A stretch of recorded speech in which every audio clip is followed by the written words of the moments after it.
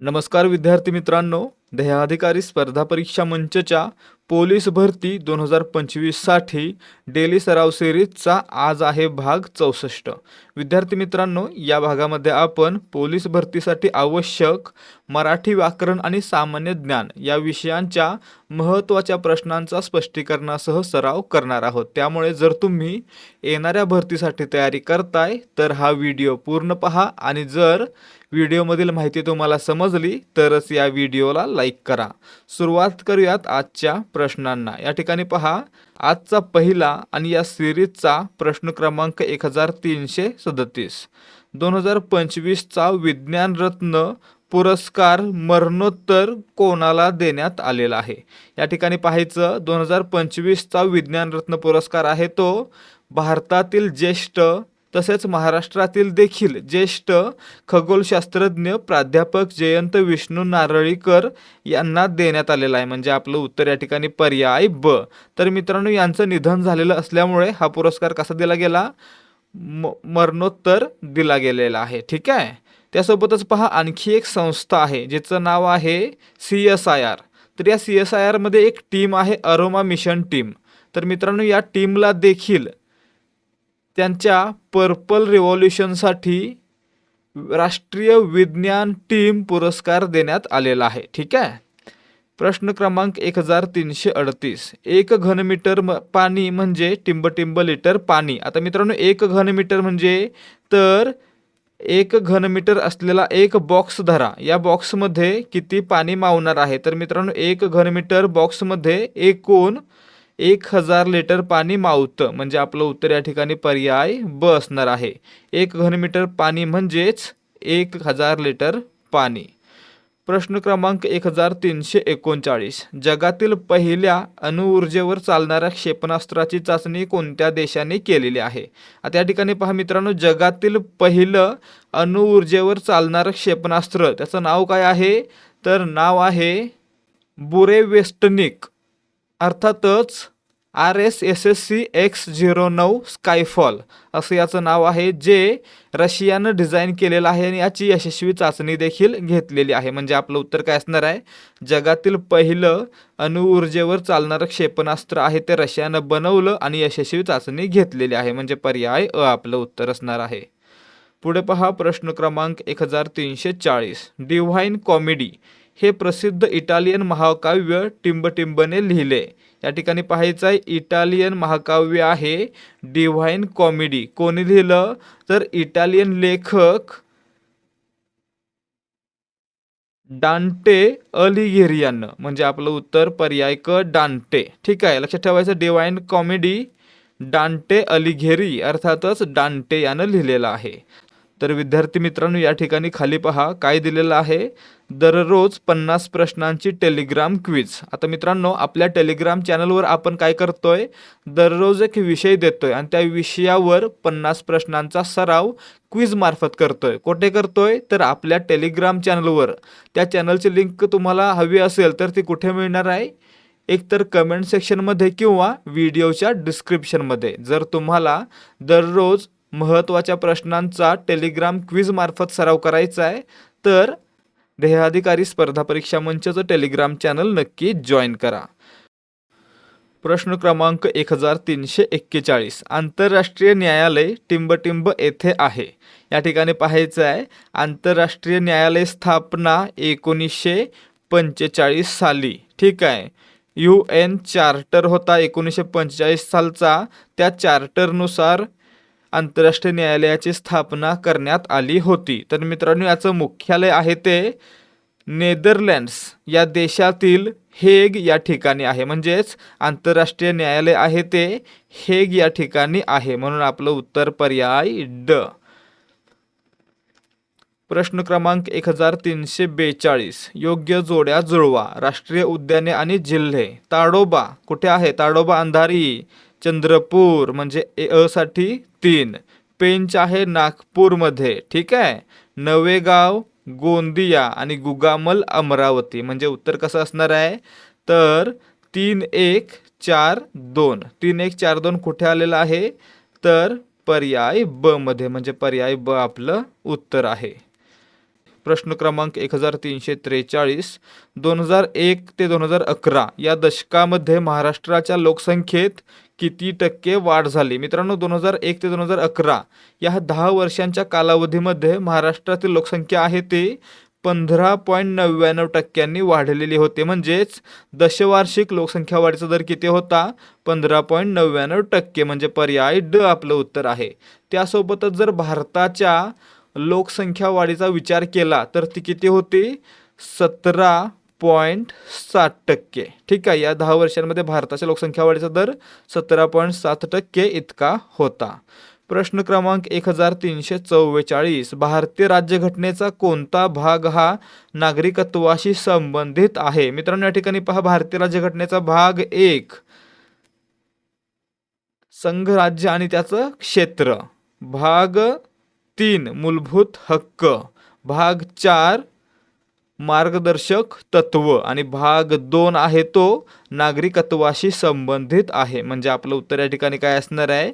पर्याय ब, भारतीय राज्यघटनेचा भाग 2 हा नागरिकत्वाशी संबंधित आहे. याच्यामध्ये कलम 5 ते कलम 11 दरम्यान नागरिकत्वासंबंधित तरतुदी देण्यात आलेल्या आहेत.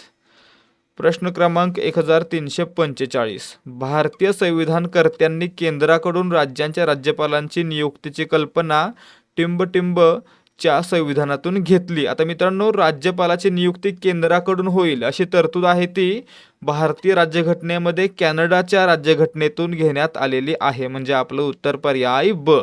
आपल्याला राज्यघटनेचे विविध स्रोत माहीत असणं गरजेचं आहे. जर तुम्हाला याबद्दल माहिती हवी असेल किंवा सराव करायचा आहे तर आपलं टेलिग्राम चॅनल जॉईन करा, खाली माहिती दिलेलीच आहे. प्रश्न क्रमांक 1346, खालीलपैकी कोणत्या धातूला धातूंचा राजा म्हणतात? या ठिकाणी पाहायचं मित्रांनो, चकाकी, दुर्मिळता आणि हवामानाचा परिणाम न होणं या गुणांमुळे सोने या धातूला काय म्हणतात? धातूंचा राजा असं म्हणतात. ठीक आहे, किंग ऑफ मेटल्स असं म्हणतात. म्हणजे आपलं उत्तर पर्याय ब. प्रश्न क्रमांक 1347, लोकसभेमध्ये अनुसूचित जाती आणि अनुसूचित जमातीसाठी किती राखीव मतदारसंघ आहेत? या ठिकाणी पाहायचं मित्रांनो, लोकसभेमध्ये अनुसूचित जातींसाठी 84 आणि अनुसूचित जमातींसाठी 47 मतदारसंघ राखीव आहेत. म्हणजे आपलं उत्तर काय असणार आहे? SC साठी 84, ST साठी 47. म्हणजे आपलं उत्तर पर्याय बी. SC म्हणजे अनुसूचित जाती, शेड्युल्ड कास्ट, आणि ST म्हणजे अनुसूचित जमाती, शेड्युल्ड ट्राइब्स. ठीक आहे. प्रश्न क्रमांक 1348, टॉबोलो आणि पुळण ही भूरूपे टिंबच्या कार्याशी संबंधित आहेत. मित्रांनो, टॉबोलो आपल्याला नवीन असेल, परंतु पुळण म्हणजे काय? तर समुद्राकाठी असलेलं बीच. हे वाळूचं बीच कशामुळे तयार होतं? तर लाटांच्या निक्षेपण कार्यामुळे. लाटा वाळू वाहून आणतात आणि किनाऱ्यावर साठवतात, त्यामुळे काय होतं? पुळण तयार होतं. त्याचप्रकारे टॉबोलो हे देखील लाटांच्या कार्यामुळे तयार होतं. म्हणून पर्याय क, सागरी लाट आहे, याचं उत्तर असणार आहे. टॉबोलो आणि पुळण ही दोन्ही भूरूप आहेत ती सागरी लाटांमुळे तयार होतात. प्रश्न क्रमांक 1349, परिसंस्था ही संज्ञा सर्वप्रथम 1935 मध्ये कोणी वापरली? आता मित्रांनो, आर्थर टान्सले यांनी 1935 साली परिसंस्था म्हणजेच इकोसिस्टीम ही संकल्पना वापरलेली होती. म्हणजे आपलं उत्तर या ठिकाणी पर्याय अ असणार आहे. ए टान्सले, आर्थर टान्सले. ठीक आहे. प्रश्न क्रमांक 1350, खालीलपैकी कोणत्या वाऱ्यास स्नो इटर म्हटले जाते? मित्रांनो, प्रश्न काय आहे? खालीलपैकी कोणत्या वाऱ्यास स्नो इटर म्हणजेच बर्फ खाणारे वारे असं म्हटलं जातं? मित्रांनो, रॉकी पर्वताच्या पूर्वेस वाहणाऱ्या चिनूक या वाऱ्यांना काय म्हणतात? स्नो इटर असं म्हणतात. म्हणजे आपलं उत्तर पर्याय ब. स्नो इटर कोणाला म्हणायचं? चिनूक वाऱ्यांना. ठीक आहे. प्रश्न क्रमांक 1351, मतदानाचे वय 21 वरून 18 वर्षापर्यंत कमी करण्यासंबंधित घटना दुरुस्ती कोणती आहे? मित्रांनो, 1989 साली 61व्या घटना दुरुस्तीनं, कधी? 19 1989 साली 61व्या घटनादुरुस्तीनं मतदानाचं वय आहे ते 21 वरून 18 वर्षापर्यंत कमी करण्यात आलेलं होतं. म्हणजे आपलं उत्तर असणार आहे पर्याय अ. प्रश्न क्रमांक 1352. पुढील नावांमधून कवयित्रीचे नसलेले नाव ओळखा. या ठिकाणी पहा, शांता शेळके कवयित्री, अरुणा ढेरे कवयित्री, इंदिरा संत कवयित्री, परंतु आरती प्रभू हे चिंतामण त्र्यंबक खानोलकर यांचं टोपण नाव होतं. म्हणजेच हे काय आहे, कवीचं नाव आहे, कवयित्रीचं नाही. म्हणजे आपलं उत्तर असणार आहे पर्याय ब. विद्यार्थी मित्रांनो, आता फक्त थोड्या वेळासाठी इकडे लक्ष द्या. आपल्यापैकी बऱ्याच जणांना माहीत असेल की ध्येयाधिकारी स्पर्धा परीक्षा मंचकडून विद्यार्थ्यांचा स्टेट बोर्डचा सराव चांगला व्हावा यासाठी स्टेट बोर्ड वन लाइनर ठोकळा आणलेला होता. त्यासोबतच आता नव्याने मराठी व्याकरणाचा संपूर्ण सराव प्रश्नोत्तराच्या माध्यमातून करण्यासाठी A to Z मराठी व्याकरणाचं एक पुस्तक देखील आपण लॉन्च केलेलं आहे. आणि त्याच अनुषंगानं आपण आजच्या व्हिडिओमध्ये एक ऑफर देखील आणलेली आहे. या ऑफरमध्ये आपल्याला मराठी व्याकरणाची 870 पानांची PDF, त्यासोबतच मराठी व्याकरणाच्या 10 सराव प्रश्नपत्रिका आणि त्यासोबत स्टेट बोर्ड वन लाइनर ठोकळा ज्याच्यामध्ये 313 पाने असतील आणि 7000 पेक्षा अधिक प्रश्न असतील. तर मित्रांनो, हे सर्व आपण आजच्या दिवशी देणार आहोत फक्त 200 रुपयांना. याची मूळ किंमत किती होते, तर मराठी व्याकरणाची PDF आपण 200 रुपयांना दिलेली आहे, देत आहोत, आणि त्यासोबतच स्टेट बोर्ड वन लाइनर ठोकळा 100 रुपयांना. असे एकत्रित 300 रुपये न होता या तिन्ही गोष्टी एकत्रितपणे आपल्याला फक्त 200 रुपयांना मिळणार आहेत. त्यामुळे जर तुम्हाला तलाठी भरतीसाठी स्टेट बोर्ड GKचा आणि मराठी व्याकरणाचा चांगल्या प्रकारे सराव करायचा आहे तर तुम्ही हा पूर्ण संच नक्कीच विकत घेऊ शकता. याचा तुम्हाला 100% फायदा होईल याची आम्ही हमी देतोय. तर विद्यार्थी मित्रांनो, तुम्हाला हे सर्व एकत्रितपणे विकत घ्यायची देखील गरज नाहीये. तुम्हाला या सर्वांचा डेमो पाहता येणार आहे. तुम्हाला A to Z मराठी व्याकरणाचा पहिला टॉपिक मराठी वर्णमाला याची पूर्ण PDF फ्रीमध्ये मिळणार आहे. त्यासोबतच स्टेट बोर्ड वन लाइनर ठोकळा याचा देखील डेमो पाहता येणार आहे आणि त्यासोबतच मराठी व्याकरणाच्या 10 प्रश्नपत्रिकांपैकी पहिली प्रश्नपत्रिका देखील तुम्हाला फ्रीमध्ये पाहायला मिळणार आहे. त्यामुळे जर तुम्हाला हा ठोकळा घ्यायचा आहे किंवा याच्यामध्ये इंटरेस्ट आहे तर 75 17 24 91 19 या व्हॉट्सॲप नंबरवर डेमो किंवा सॅम्पल असा मेसेज करायचा आहे आणि यामध्ये फ्री PDF पाहायचे आहेत. आणि जर तुम्हाला आवडलं तर तुम्ही 200 रुपयांना हा पूर्ण संच विकत घेऊ शकता. प्रश्न क्रमांक 1353. वर्तमान काळी क्रियापद ओळखा. या ठिकाणी पाहायचं आहे, निघाला क्रिया कधीतरी पूर्ण झालेली आहे किंवा घडून गेलेली आहे म्हणून या ठिकाणी भूतकाळ आहे. निघेल आणि निघणार काय आहेत, पुढे होणारी क्रिया दाखवतात म्हणजेच भविष्यकाळ आहे. आणि निघतोय ही क्रिया काय दाखवते, तर क्रिया घडत आहे असं दाखवते. म्हणजे या ठिकाणी काय झालं, निघतोय हे चालू क्रिया दाखवत असल्यामुळे वर्तमान काळी क्रियापद आहे. प्रश्न क्रमांक 1354. प्रयोग निवडा. ऊस कामगारांकडून कापला गेला. आता या ठिकाणी पहा, ऊस या वाक्यामध्ये कर्म आहे आणि कामगारांकडून हा कर्ता आहे. आणि आपण काय पाहिलं, ज्यावेळी कर्त्याला कडून हा प्रत्यय लागलेला असेल आणि इंग्रजीतील पॅसिव्ह व्हॉइस सारखी रचना असेल त्या ठिकाणी कोणता प्रयोग असतो, नवीन कर्मणी प्रयोग असतो. आणि या ठिकाणी काय झालं, कामगारांकडून कडून प्रत्यय लागलाय आणि मारला गेला, कापला गेला हे काय दाखवतंय, इंग्रजीतील पॅसिव्ह व्हॉइस सारखी रचना म्हणजे या ठिकाणी नवीन कर्मणी प्रयोग असणार आहे म्हणून पर्याय अ. त्याच प्रकारे मित्रांनो, याचं आणखी एक नाव आहे, नवीन कर्मणी प्रयोगाला दुसरं एक नाव आहे, ते कोणतं आहे, तर कर्मकर्तरी प्रयोग. प्रश्न क्रमांक 1355. कवितेचे चरण म्हणताना आपण काही अक्षरानंतर थांबतो त्या विरामाच्या जागेला टिंबटिंब म्हणतात. या ठिकाणी पाहायचं आहे, कवितेचे चरण म्हणताना आपण काही ठराविक अक्षरानंतर थांबतो त्याला काय म्हणायचं, त्या विरामाच्या जागेला म्हणायचं यती. म्हणजे आपलं उत्तर पर्याय ड. तर मित्रांनो, ज्या अक्षरानंतर आपण थांबतो त्याच्या आधीचं अक्षर आहे त्याला काय म्हणायचं, तर त्या अक्षरावर यती आहे असं म्हणायचं. समजा आपण 15व्या अक्षरानंतर थांबलो तर 15वं अक्षर काय असणार आहे, त्याच्यावर यती आहे असं म्हणायचं किंवा यती हा 15व्या अक्षरावर आहे असं म्हणायचं. प्रश्न क्रमांक 1356. भाजीपाला या समासाचा प्रकार ओळखा. या ठिकाणी पहा, भाजीपाला हा शब्द आहे, याच्यामध्ये भाजी आणि पाला ही 2 पदं आहेत. परंतु ज्यावेळी भाजीपालाचा विग्रह होतो. तो कसा होतो? तर भाजीपाला आणि इतर पदार्थ. म्हणजे मित्रांनो काय झालं?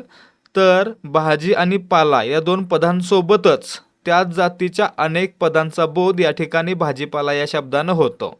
आणि ज्यावेळी दिलेल्या पदांव्यतिरिक्त त्याच जातीच्या अनेक पदांचा समावेश होतो किंवा बोध होतो त्यावेळी समाहार द्वंद्व समास असतो. म्हणजे भाजीपालामध्ये देखील काय आहे? समाहार द्वंद्व आहे. इतरेतर द्वंद्व कधी असतो? जेव्हा दोन समान महत्त्वाची असणारी पदे आणि किंवा वन जोडलेली असतात तेव्हा त्या ठिकाणी इतरेतर द्वंद्व. वैकल्पिक द्वंद्व कधी? जेव्हा दोन समान महत्त्वाचे पद किंवा अथवा या दोन उभयान्वी अव्ययांमुळे जोडलेली असतात तेव्हा त्या ठिकाणी वैकल्पिक द्वंद्व. आणि द्विगु समास हा काय आहे? तर एक स्वतंत्र प्रकार आहे ज्याच्यामध्ये पहिलं पद संख्या विशेषण आणि पूर्ण शब्द समूहवाचक असतो. प्रश्न क्रमांक 1357. राजा शौर्याने लढला या वाक्यातील काळ ओळखा. या ठिकाणी पाहायचं आहे लढला म्हणजे काय झालं? शेवटी ला आलं की लक्षात ठेवायचं साधा भूतकाळ. म्हणजे आपलं उत्तर पर्याय अ. तो गेला या ठिकाणी काय झालं? साधा भूतकाळ. शेवटी ला आलं की साधा भूतकाळ असणार आहे. साधा वर्तमान काळ कधी असेल? करतो, करते, करतात. शेवटी तो, ते, तात असणार आहे. भविष्यकाळ कधी? करेल. शेवटी ईल असणार आहे. आणि अपूर्ण भूतकाळ. अपूर्ण भूतकाळ म्हणजे काय? तर चालू भूतकाळ. याच्यामध्ये काय असतं? करत होता म्हणजेच त अधिक होता, होती या प्रकारचं क्रियापद असतं. ठीक आहे. या ठिकाणी शेवटीला आहे म्हणून साधा भूतकाळ. प्रश्न क्रमांक 1358. शाब्बास, छान शतक ठोकलेस या वाक्यातील केवल प्रयोगी अव्ययाचा प्रकार ओळखा. केवल प्रयोगी अव्यय वाक्याचा भाग नसून वाक्याला शोभा आणण्यासाठी वापरण्यात आलेला अविकारी शब्द म्हणजे काय असतो? तर केवल प्रयोगी अव्यय. वरील वाक्यामध्ये शाब्बासकी देण्यासाठी म्हणजेच प्रशंसा करण्यासाठी शाब्बास हे केवल प्रयोगी अव्यय वापरलेलं आहे म्हणून आपलं उत्तर पर्याय ड. प्रशंसादर्शक केवल प्रयोगी अव्यय दिलेलं आहे. प्रश्न क्रमांक 1359. फणस हा शब्द पुढीलपैकी कोणत्या भाषेतून मराठीत आलेला आहे? या ठिकाणी पहा मित्रांनो, बटाटा, आंबा, फणस यासारखे अनेक फळभाज्यांचे किंवा फळांची नावं पोर्तुगीज भाषेतून मराठीमध्ये आलेली आहेत म्हणून आपलं उत्तर या ठिकाणी पर्याय अ. फणस हा देखील पोर्तुगीज भाषेतून मराठीमध्ये आलेला आहे. प्रश्न क्रमांक 1360. पुढील शब्दांपैकी कोणता शब्द तद्भव आहे ते निवडा. या ठिकाणी पहा तद्भव शब्द म्हणजे काय? तर त्याच्या अगोदर तत्सम शब्द म्हणजे काय ते पहा. तत्सम शब्द म्हणजे काय? तर एखादा शब्द संस्कृत भाषेमधून मराठीमध्ये आला आणि तो त्याच्या रूपामध्ये कोणताही बदल न होता म्हणजेच आहे असा आला तर त्याला म्हणायचं तत्सम शब्द. परंतु तो शब्द जर त्याच्या रूपामध्ये बदल होऊन आला तर त्याला म्हणायचं तद्भव शब्द. मग या ठिकाणी पहा भाऊ हा शब्द आहे तो संस्कृतमधील भ्रातृ किंवा भ्राता या शब्दापासून तयार झालेला असल्यामुळे भाऊ काय झाला? तर तद्भव शब्द झाला. म्हणजे आपलं उत्तर पर्याय अ. भाऊ शब्द आहे तो संस्कृतमधील भ्राता या शब्दापासून बनलेला आहे किंवा भ्राता हा शब्द संस्कृतमधून मराठीमध्ये येताना त्याचा भाऊ होऊन आलेला आहे. प्रश्न क्रमांक 1361. आपण सहलीला जाऊ या वाक्यातील क्रियापदाचा भावार्थ ओळखा. या ठिकाणी पाहायचं आहे आपण सहलीला जाऊ याच्यामध्ये काय दाखवतोय आपण? तर इच्छा आहे किंवा संमती आहे म्हणजेच या ठिकाणी आज्ञार्थ आहे. ठीक आहे. जेव्हा क्रियापदाच्या रूपावरून आज्ञा, विनंती, उपदेश, संमती यांचा बोध होतो त्यावेळी त्याला काय म्हणायचं? आज्ञार्थ म्हणायचं. म्हणजे आपलं उत्तर पर्याय अ. आज्ञा, विनंती, उपदेश. विध्यर्थ कधी? इच्छा, योग्यता, शक्यता दिलेली असते आणि शेवटी वा विवे असणारं क्रियापद असतं त्या ठिकाणी विद्यार्थी. संकेतार्थ एक क्रिया दुसऱ्या गोष्टीवर अवलंबून आहे म्हणजे जर तर या प्रकारची रचना असेल तर संकेतार्थी. ठीक आहे. तर विद्यार्थी मित्रांनो, हे होते आजचे प्रश्न. जर तुम्हाला आजच्या व्हिडिओमधील प्रश्न आणि त्यांची उत्तरं समजली असतील तरच या व्हिडिओला लाईक करा आणि याचसारखे व्हिडिओ पाहण्यासाठी आपल्या चॅनलला सबस्क्राईब करा. भेटूयात पुढच्या भागामध्ये. जय हिंद, जय भारत आणि जय महाराष्ट्र.